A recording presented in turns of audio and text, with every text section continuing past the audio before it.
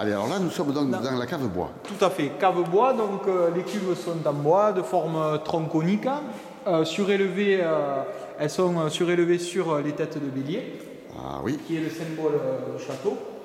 Donc là, on est un peu en mutation sur la cave, puisqu'on a décidé de faire l'élevage barrique aussi sur cette cave. Donc les cuves bois sont intéressantes à travailler puisqu'elles ont une forme tronconique. Donc au niveau de l'extraction, on obtient souvent une extraction beaucoup plus douce, donc ce qui permet de diminuer les goûts herbacés et d'assécher les vins.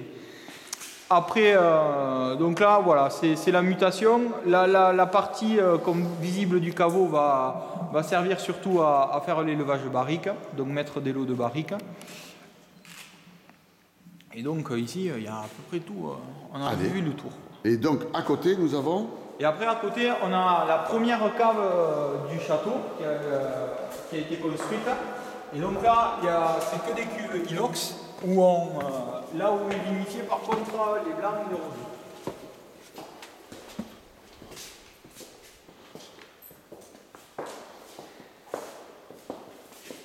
Donc là, bon, ça c'est des cuves inox classiques, donc toutes sont thermorégulées pour vinifier les vins blancs et les vins rosés. Donc au niveau des vins blancs, le château, on fait des pressurages directs. Bonjour madame. On fait des pressurages directs. Pressurage direct. Donc une partie des blancs pour la cuvée Prestige est élevée en cuve traditionnellement et l'autre partie est élevée en fût avec des bâtonnages un peu à la mode bourguignonne. Tandis que les rosés, c'est des rosés 100% de pressurage direct, sans macération pelliculaire, surtout pour préserver la couleur et limiter l'intensité colorante. Et donc après, voilà, on a fait un peu le tour sur les vinifications en blanc et rosé. Après, il y a certaines spécificités.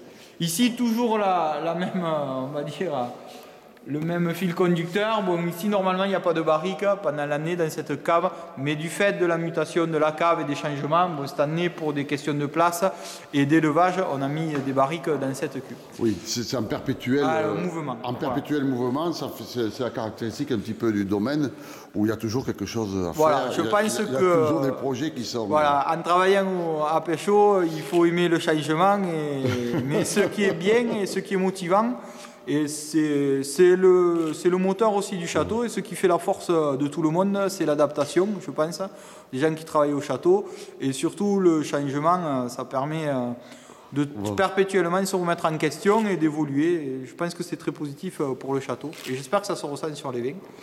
Après, on peut parler peut-être de 2-3 vinifications un peu particulières qu'on fait. Oui. Donc, en 2010, on a essayé de faire un blanc sans soufre. Alors moi, au début, j'étais pas trop pour.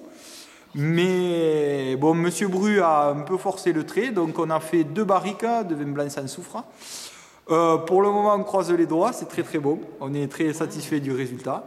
Après, bon, on verra bien lors de la mise en bouteille ce qu'on fera, mais pour le moment, c'est un élevage en barrique sans soufre du tout.